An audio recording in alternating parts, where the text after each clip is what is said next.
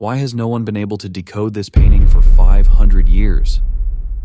Why did one of history's most mysterious artists paint thousands of naked people doing whatever this is? And what secret message did he hide that scholars are still arguing about in 2024?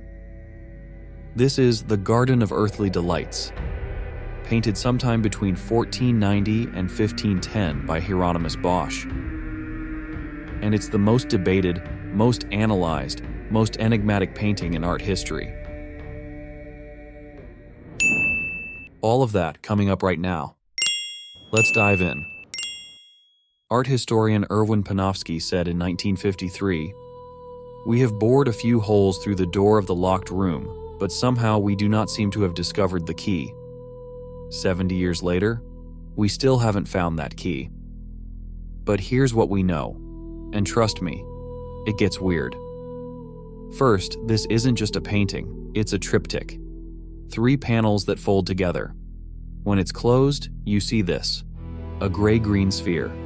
The earth on the 3rd day of creation, before animals, before humans, just plants and water floating in cosmic darkness.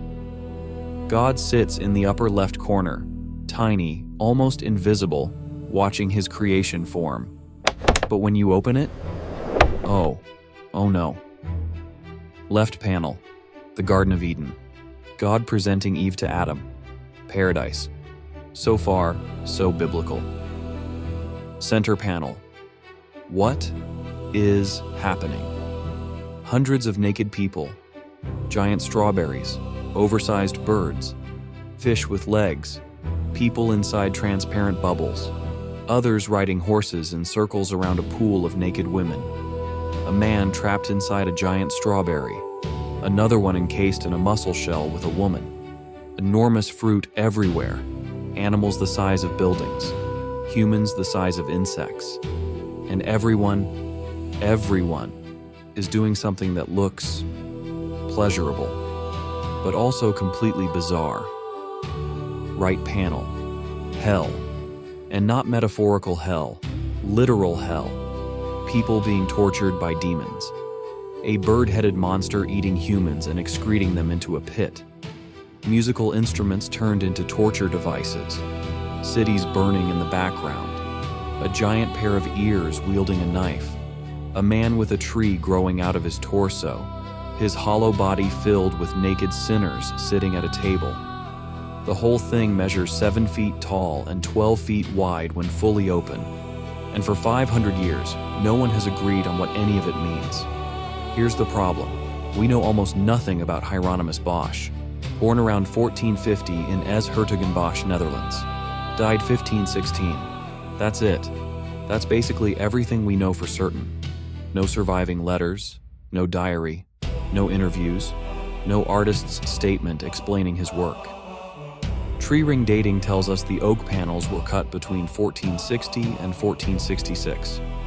But wood was usually stored for years before painting, so the actual painting date, somewhere between 1490 and 1510. And here's where it gets interesting.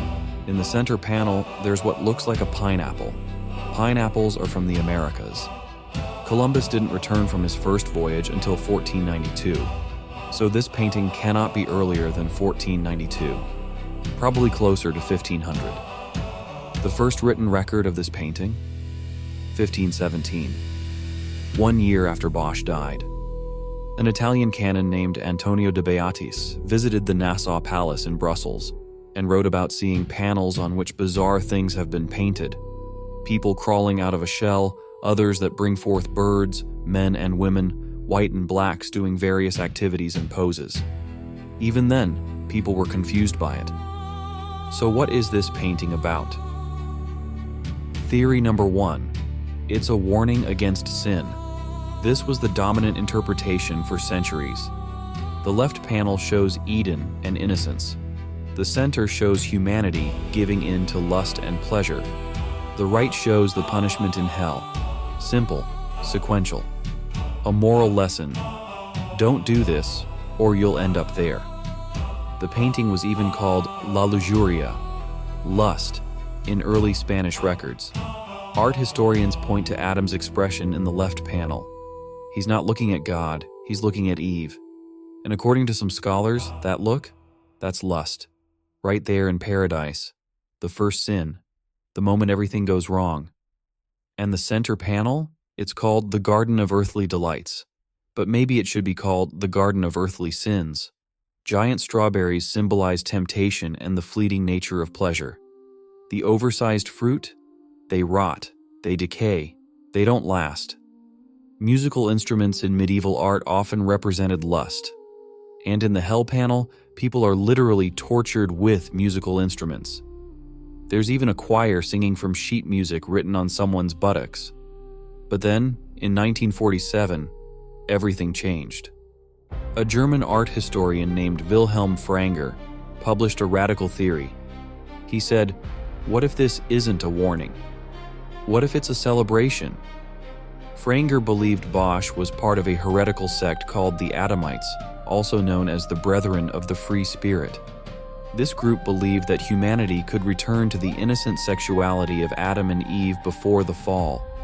No shame, no sin, just pure, joyful, guilt-free pleasure. Under this interpretation, the center panel isn't showing sin. It's showing paradise regained. Look at the faces. No one looks guilty. No one looks ashamed. Everyone is happy.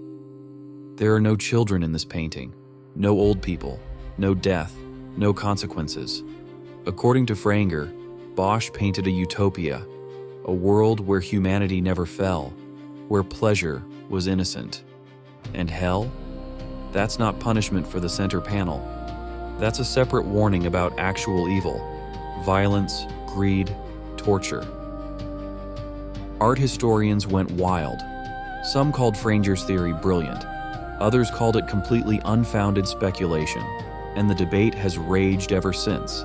Let's talk about the details, because this painting is packed with them. Center panel, a couple inside a transparent bubble. Is this innocent joy, or is it lust trapped in something fragile and temporary? 4 women wear cherries on their heads like crowns. At the time, there was a saying, "Don't eat cherries with great lords, they'll throw the pits in your face." Cherries symbolized pride, vanity, thinking you're better than you are. Men riding horses, donkeys, unicorns, camels around a pool of women, showing off, performing acrobatics, trying to get attention. Is this courtship, lust, or just people being people? Owls appear multiple times throughout the painting. In medieval symbolism, owls represented evil, deception, things that hide in darkness. Right panel, the tree man. His hollow torso is supported by rotting tree trunks that might also be arms. Inside his body, a tavern. People sitting at a table, drinking. His head supports a disc where demons parade around bagpipes, a medieval symbol for, well, male genitalia. Some scholars think this is a self-portrait, Bosch painting himself as a hollow vessel witnessing hell. The Prince of Hell, a giant bird-headed creature sitting on what might be a toilet. He's eating humans and excreting them into a transparent chamber pot below. This is Bosch saying, "In hell, you become waste," literally. People crucified on a harp, impaled on a lute, a man with a flute shoved through his rectum. Medieval moralists called lust the music of the flesh. Music becomes agony. Every single element has been analyzed, debated, interpreted a dozen different ways, and we're still finding new details. So who commissioned this? We don't know for sure. But the smart money is on Engelbrecht II of Nassau, or his successor Henry III of Nassau-Breda.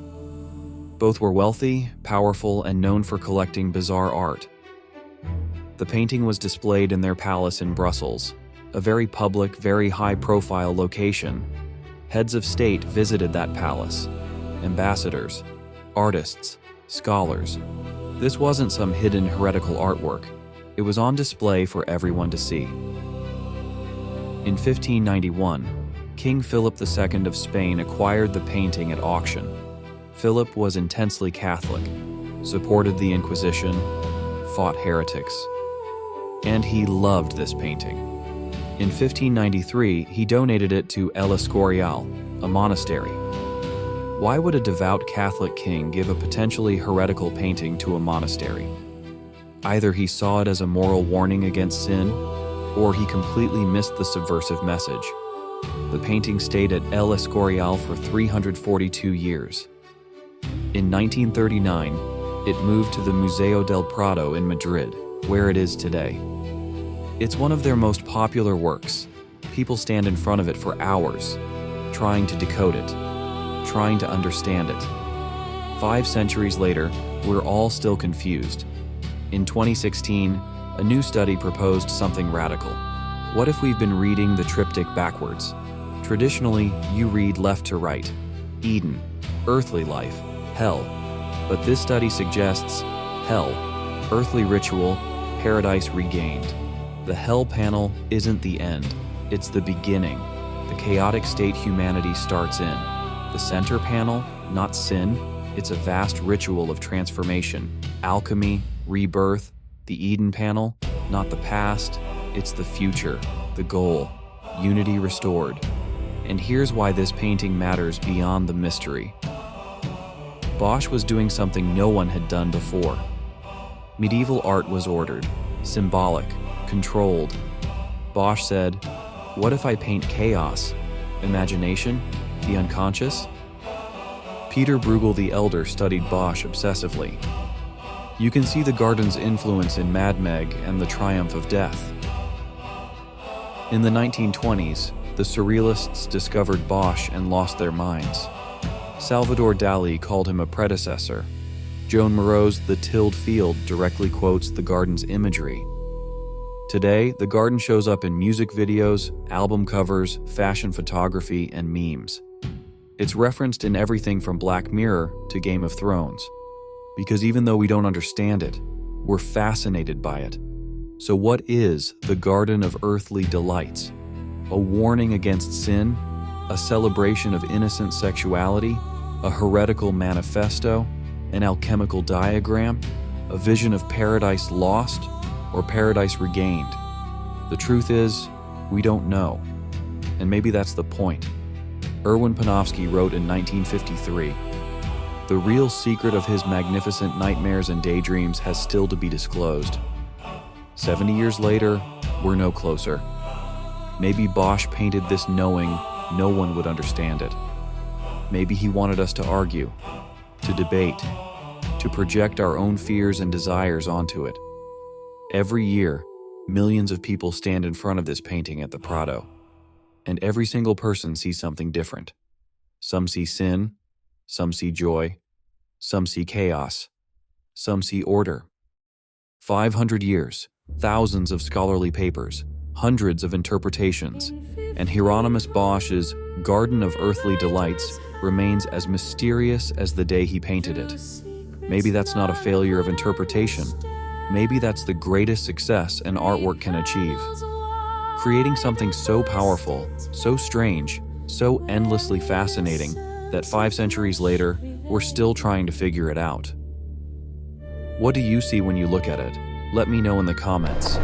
And if you want more art mysteries no one can solve, hit subscribe. Because trust me, we're just getting started.